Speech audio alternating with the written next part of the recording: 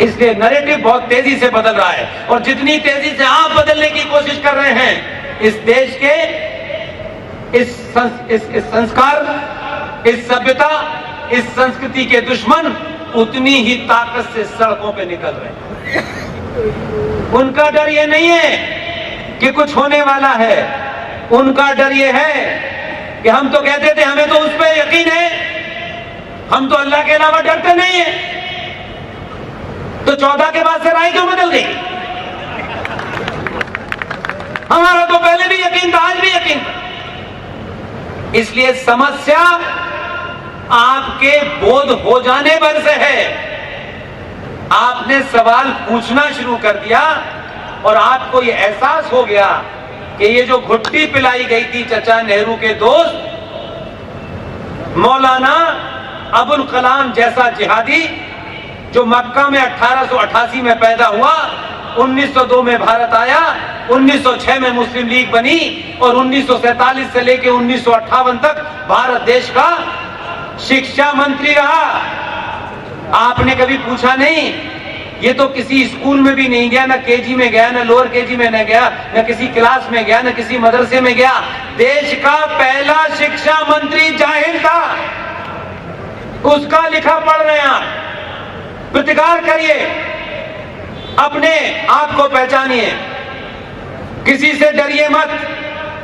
अपने होने का जिस दिन भी आपको एहसास हो जाएगा, अभी तो आपने 14 और 19 ही पैदा किया है, 17 पैदा किया है, अब ये होड़ लग गई है। इसलिए मैं ये चाहता हूं, इस बात की सनातनियों के अंदर होड़ होनी चाहिए कि 2014 वाला अगर कमजोर पड़ रहा है तो 19 में आपने उससे भी भयंकर भेजा है। उत्तर प्रदेश में भी आपने भेज दिया। आसाम वाला कहता है कि सत्ता पे वही बैठेगा जो भारत राष्ट्र और सनातनी संस्कृति को बचाएगा। हमें पिछले वाले से ज्यादा बड़ा सनातनी होकर दिखाना है, तब ये राष्ट्र बचेगा। एक युद्ध है जो दिखाई नहीं दे रहा है, लगातार चल रहा है, और क्योंकि आप थोड़ा सा जागे हैं इसलिए उनकी चिंता बढ़ गई है, इसलिए वो हर जुमे को आ जाते हैं बाहर, लेकिन उनको पता नहीं है कि जुमे पहले आता है और शनिवार बाद में आता है। आप शनि की पूजा करिए, ये सिलसिला जारी रखिए, गद्दी पे उन्हीं को बिठाइए, चापलूसों को मत बिठाइए। आपके अंदर भी बड़े सारे चापलूस हैं। चापलूस किसी भी जाति का हो बर्दाश्त नहीं है। सत्ता पे जो बैठेगा वो भारत राष्ट्र की बात करेगा, उसी को हम ताकत देंगे। अगर सत्ता पे कोई जाति के नाम पे बैठना चाहता है उसे नहीं बैठने देंगे। यही वजह थी कि आपके प्रधानमंत्री ने शपथ ली संविधान की। ये जो बेचारे पुलिस वाले खड़े हैं, इन्होंने भी कोई शपथ ली हुई है जिसके कारण ये अपनी ड्यूटी करेंगे। ये आपके दुश्मन नहीं है, ये सनातन के दुश्मन नहीं है, ये अपनी ड्यूटी कर रहे हैं। लेकिन एक प्रधानमंत्री अपनी ड्यूटी करता है, संविधान की शपथ लेता है, इनकी ड्यूटी 8 घंटे की होगी या 10 घंटे की होगी। जैसे ही ये वर्दी हटा देंगे इनकी ड्यूटी समाप्त। क्या घर में ये पूजा करने से पहले सरकार से पूछते हैं पूजा कर ले? ये इनकी ड्यूटी है, ड्यूटी का धर्म निभा रहे, इसमें मदद कीजिए। और अपने बीच में ऐसे लोगों को चुनिए कि संविधान की शपथ भी ले और शपथ लेके जो संविधान की जिम्मेदारियां वो पूरी करे, और भारत राष्ट्र के करोड़ों हिंदुओं की खोई हुई उस स्मृति को, भूल की आदत को प्रधानमंत्री बनने के बाद पशुपतिनाथ में 8 घंटे पूजा करके निकले।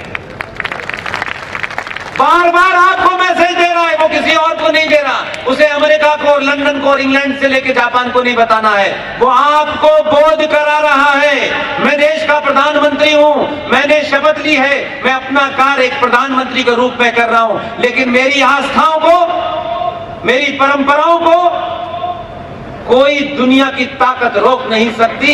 इसलिए प्रधानमंत्री के पद के बावजूद भी जब पशुपतिनाथ में जाता है तो देश का प्रधानमंत्री, और जब निकलता है तो लगता है कोई साधु संत निकला है, और बार बार मैसेज देता है। कभी केदारनाथ में बैठ के मैसेज देता है, ऐसे नहीं देता। कुछ लोग पूछ रहे हैं हिंदुत्व क्या है और हिंदू क्या है। आज भी अगर वो ये पूछ रहे हैं तो मैं समझता हूं कि बड़े बौने लोग हैं या कुछ जानना चाहते हैं। एक प्रधानमंत्री अपने कार्यालय में बैठ करके संविधान की अच्छी बुरी जो भी धाराएं उनका पालन करता है, इसे हिंदू कहते हैं। और वही प्रधानमंत्री मर्यादा पुरुषोत्तम राम के मंदिर की नींव रखते वक्त दंडवत हो गए उसके सामने लेटता है, उसे हिंदुत्व कहते हैं।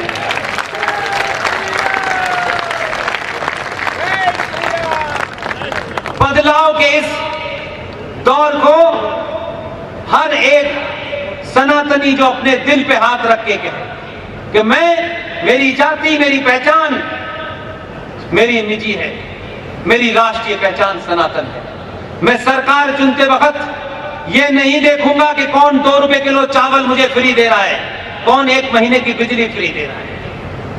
आप इतने भी कमजोर लोग नहीं है कि कोई चावल दे के खरीद ले। अभी बहुत सारे लोग बिके हैं, आपके अंदर से बिकने की प्रवृत्ति समाप्त हुई है, इसलिए लोग जुमे को सड़कों पे निकल के आते हैं। अगर ये जान गए कि हम कौन हैं, तो जिन्होंने अपना नाम नूरे इलाही रखा था कहेंगे नहीं हम ओम प्रकाश थे। हमसे गलती हो गई। वो कश्मीर में एक है जिसका नाम है गुलाम नबी आजाद। अब ये पता नहीं है कि वो कांग्रेस का गुलाम है या नबी से आजाद है, या नबी का गुलाम है कि कांग्रेस से आजाद है, ये पता नहीं। उसने अभी हाल में कहा है, बात तो सही है, क्योंकि जूता मजबूत रहना चाहिए। दिल्ली का जूता इतना मजबूत है और उसे ये लग गया है कि ये 95 करोड़ सनातनी इससे भी खतरनाक बिठा देंगे। इससे पहले खतरनाक आए, कहता है मुझे भी जो हमारे जो पूर्वज थे वो थे तो ब्राह्मणी, सब हिंदू ही तो थे। 2 रुपए किलो चावल के चक्कर में हमने पजामा उतार के शलवार पहन ली। अभी तो ये अपना गोत्र भी ढूंढेंगे, बताएंगे हमारा गोत्र ये है, और अपने पूर्वजों को जूतों से मारेंगे तस्वीर सामने रख के। वो नौबत आ जाएगी जब आपको सिर्फ सनातनी होके वोट देना है। सब होगा, अपना समय इसमें नष्ट मत कीजिए कि हमें घर वापस लाना है। नहीं, हमें किसी को घर पर वापस नहीं लाना है। इस दौड़ में जाति की राजनीति ने मेरे भाई को पीछे छोड़ दिया है। अगर मुझे दिल जीतना है तो मुझे किसी का दिल नहीं जीतना। अगर रमजान भाई की, कफील भाई की, कामरान भाई की ईद की सिवैयां खानी है तो खाइए, मुझे कोई एतराज नहीं है। मेरा आपसे निवेदन है, कामरान साहब की सिवैयां खाइए, हफ्ते में दलित के घर का पानी पी लीजिए। आपकी खोई हुई शक्ति जो आपकी मार्शल रेस थी, आपकी अज्ञानता के चलते आपसे दूर हो गई है। अगर घर वापस लाना है तो सिर्फ उनको लाना है, बाकी किसी को नहीं लाना और कुछ नहीं करना है। हम सबको जाना है, ये जनेऊ संस्कार नकल करनी चाहिए। ये जनेऊ संस्कार क्या है? ये सबका होता था, ऐसा नहीं कि सिर्फ ब्राह्मणों में होता था। ये जनेऊ संस्कार जब बच्चा बड़ा हो जाता था, जब उसे गुरुकुल भेजने के लिए तैयार हो जाता था, तब उसका जनेऊ संस्कार होता था। उसे यज्ञोपवी संस्कार भी कहते हैं। और ये संस्कार में जो जनेऊ डाला जाता था, ये किस लिए डाला जाता था? उसे बताया जाता था कि जब तक तेरा बयान न हो जाए, तेरी शादी न हो जाए, ये जनेऊ धारण रखना है। तुझे हर माँ को, हर लड़की को अपनी बहन और माँ समझना है। इसलिए वो जनेऊ संस्कार डाल करके उसे गुरुकुल भेजा जाता था, जहां वो अध्ययन करने जाता था। आपने जनेऊ को भी किसी जाति से जोड़ दिया, लेकिन कुछ पागल लोगों को लगा अच्छा ये तो बड़ा अच्छी बात है, ये भी संस्कार करते, हम भी करेंगे। अब जनेऊ का मतलब पता नहीं था, उन्होंने कहा हम उसी उम्र में, उनके भी एक संस्कार होता है।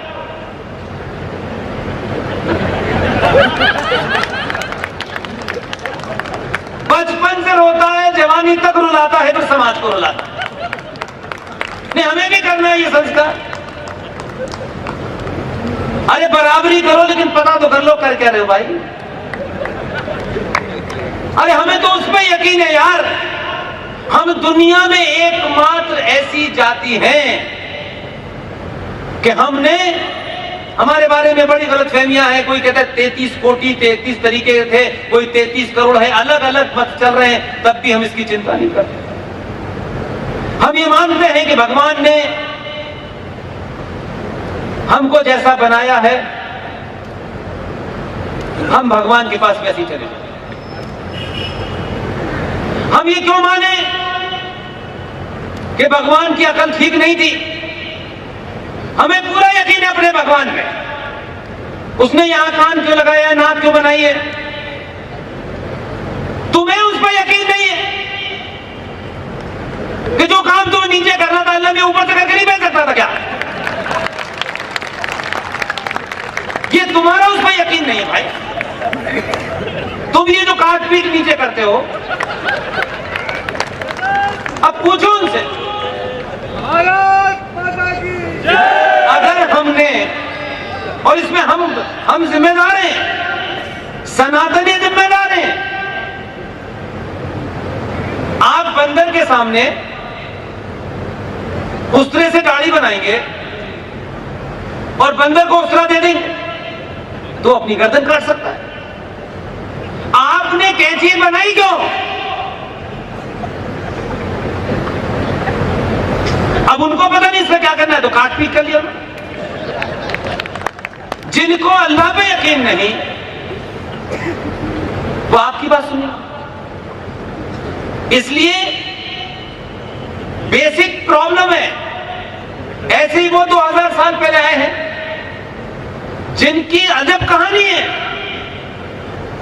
हमारे संस्कारों में हमारी बहन जब किसी से उसकी शादी होती है तो वो पत्नी बनती है, और वो बहन जब किसी शिशु को जन्म देती है तब वो मां बनती है, किसी की भाभी बनती है। ये हमारा संस्कार है। लेकिन वो जो 2000 साल पुराने हैं, उनका संस्कार क्या है? जिसने शादी नहीं की, किसी शिशु का जन्म नहीं दिया, वो मदर टेरेसा है। ये मदर है। जिसने शादी नहीं की, पति नहीं बना, वो फादर है।